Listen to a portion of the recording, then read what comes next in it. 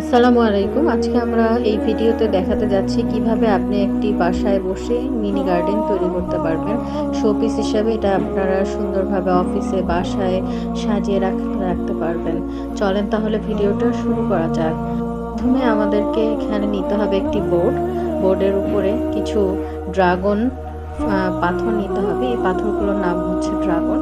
এই পাথরগুলোকে সুন্দর করে সাইজ করে কেটে একটি প্লাস্টিকের শক্ত মজবুত প্লাস্টিকের বক্সে এভাবে গোল করে সাজিয়ে নিতে হবে এবং একটার পরে ছোট বড় এভাবে সাজিয়ে নিতে হবে এবং আঠা দিয়ে এগুলো লাগিয়ে নিতে হবে এবং প্রত্যেকটা পাথরের সাথে একটির সাথে আরেকটি যেন সুন্দরভাবে মজবুতভাবে লেগে যায় সেটা আমাদেরকে খেয়াল করতে হবে এবং অবশ্যই এটা একটা মজবুত বাটির মধ্যে নিতে হবে কারণ যে কোনো সময় যেন এটা ভেঙে না যায় সেটা খেয়াল রাখতে হবে এবং এগুলোকে অবশ্যই গোল আকারে আমাদেরকে এটা রাখতে হবে, না হলে এই যে গোল জিনিসটি স্ট্রাকচার তৈরি হয়েছে এটা এমন হবে না। পাথরের উপরে এই পুরো স্ট্রাকচারটাকে বসিয়ে দিতে হবে, সম্পূর্ণ আঠা দিয়ে আপনাকে জোড়া লাগাতে হবে এবং একটার পর আরেকটা পাথর দিয়ে এবং হালকাভাবে এটা আস্তভাবে ধরে সেটাকে একটার পর একটা আঠা দিয়ে লাগিয়ে নিতে হবে। দেখতে পাচ্ছেন দর্শক কি সুন্দর করে মানুষটি এই স্ট্রাকচারটি বানাচ্ছে এবং আঠা দিচ্ছে এবং সাথে পানি এবং কিছু মিশ্রণ দিয়ে সেটাকে মজবুত করার চেষ্টা করছে। এখন এটি সুন্দর করে পরিষ্কার করে নিতে হবে যেন ধুলাবালি না থাকে এবং স্ট্রাকচারটির মধ্যে দেওয়ার জন্য একটা তোয়ালা কেটে নরম ঘাস বানিয়ে নিতে হবে, আর্টিফিশিয়াল ঘাস যেটাকে আমরা বলে থাকি। আর্টিফিশিয়াল ঘাসগুলো বসিয়ে দিতে হবে স্ট্রাকচারটার উপরে এবং সবগুলোকে আবারও আঠা দিয়ে জোড়া লাগিয়ে দিতে হবে। চলুন দেখতে থাকি তাহলে কিভাবে উনি জোড়া লাগাচ্ছেন এবং সেগুলোকে কিভাবে উনি সাজিয়ে নিচ্ছেন।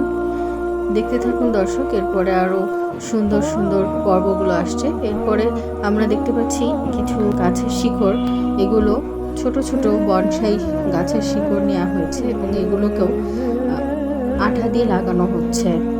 প্রত্যেকটা জিনিস এখানে আঠার ব্যবহারটাও বেশি হয়েছে এবং প্রত্যেকটা জিনিস খুবই সুন্দরভাবে সূক্ষ্মভাবে আঠা দিয়ে লাগানো হচ্ছে।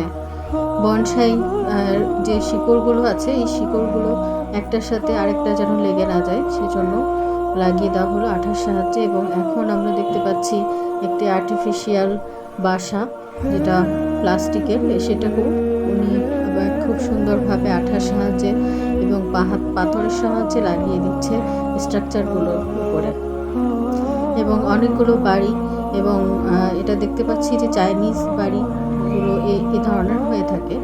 সো আমরা দেখতে পাচ্ছি এটা একটা উনি চাইনিজ স্ট্রাকচার তৈরি করেছে এবং এর মধ্যে দিয়ে দিচ্ছে পানি এবং পানির মধ্যে স্ট্রাকচারটাকে বসিয়ে দিয়েছে দেখতে পাচ্ছেন। এরপরে সুন্দরভাবে কিছু কাদামাটি ভিজিয়ে নিয়ে রিয়েলিস্টিক দেখানোর জন্য এখানে ব্যবহার করেছেন কাদামাটিগুলো বসিয়ে দিচ্ছে এবং সাথে সুন্দরভাবে যেন বোঝা না দেয় সেজন্য রিয়েলিস্টিক লাগে এবং দেখতে ন্যাচারাল লাগে, সুন্দর লাগে। সেজন্য উনি বিশেষ সতর্কতাভাবে এগুলো লাগিয়ে দিচ্ছেন। এরপর কিছু ঘাস এবং ঘাসগুলো মাটির উপরে বিছিয়ে দিবেন এবং আঠা দিয়ে আটকিয়ে দিবেন যাতে জিনিসটি আরো সুন্দর দেখা যায় এবং রিয়েলিস্টিক মনে হয়। চলেন দেখতে থাকি তাহলে শেষ পর্যন্ত উনি কি করছেন। এরপরে কিছু পানি স্প্রে করে দিয়ে হয়ে গেল আমাদের সুন্দর মুন মিনি গার্ডেন, যেটা পিছনে লাইটটিকে ফোকাস করা হয়েছে। পিছনে লাইটটির মাধ্যমে একটি চাঁদের ইফেক্ট আনা হয়েছে এবং এটি হয়ে গেল আমাদের মুন গার্ডেন। আশা করি আপনাদের ভিডিওটি অনেক ভালো লেগেছে। প্লিজ শেয়ার করে দিবেন, লাইক, কমেন্ট এবং অবশ্যই কেমন লাগলো ভিডিওতে অবশ্যই জানাবেন। ধন্যবাদ।